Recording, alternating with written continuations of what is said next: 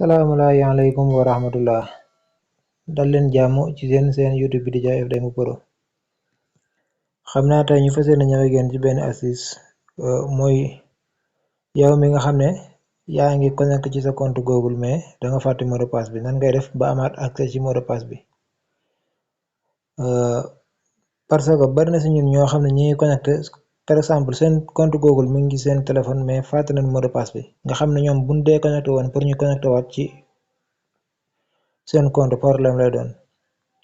waaw léegi nag tey dina ñëwoon pour jox leen benn astuce boo xam ne nan ngay def ba mën ko récupérer avant loolu nag ñi ngi sàkku ci képp koo xam ne gan nga ci seen bi nga abonné te bës cloche notification bi ngir bépp vidéo boo xam ne dugal nañ ko rek nga mën a bokk si ñi koy njëkk a jot.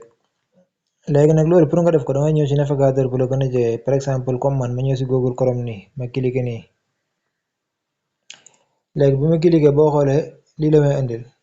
maa ngi nii ci sama compte léegi fii tur bi nekk fii sama profil nekk foofu laay cliquer par exemple su ma cliquer foofu noonu ma cliquer fi mu def gérer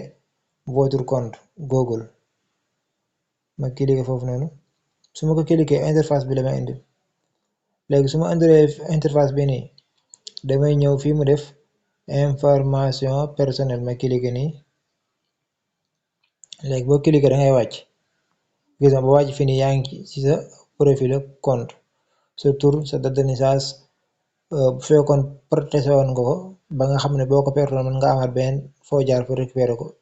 données yi ci def yëpp da koy gis dangay wàcc ni yow wàcc ba def fii mu ba gis fii mu la defal mot de passe boo gisee fii mu la defal mot de passe boo xoolee ci suuf am na ay tomb yu mu def foofu noonu yow waaye ne foofu la mot de passe bi nekk léegi yow foofu ngay cliquer ginnaaw bi nga cliquer mu indi la lii nii fii nii sama mot de passe la may laaj mais comme fàtte naa mot de passe bi damay def mot de passe oublié moom lay def su ma defee mot de passe oublié gis nga damay ñëw fii nii mu laaj ma ndax continuer mën na ko fii nii boo xoolee fii mot de passe téléphone bi daf may laaj moo tax affiché wul ma def sama mot de passe téléphone cliquer xaar tuuti gis nga fii nii boo defee lii nii lu mu lay laaj mooy nga def nouveau mot de passe mooy nga créé waat benn mot de passe bu bees bu ko defee yow nga créé mot de passe bu bees boo paree tamit fii nii mu laaj la nga confirmer ko nga confirmer ñëw cliquer fii nii mot de passe kii modifier le mot de passe bu ko defee sa yow da ngay amaat accès ci sa compte email ci sa compte Google xam ne léegi instant bi xamaat nga créé waat nga benn mot de passe bu bokkut ak mot de passe bi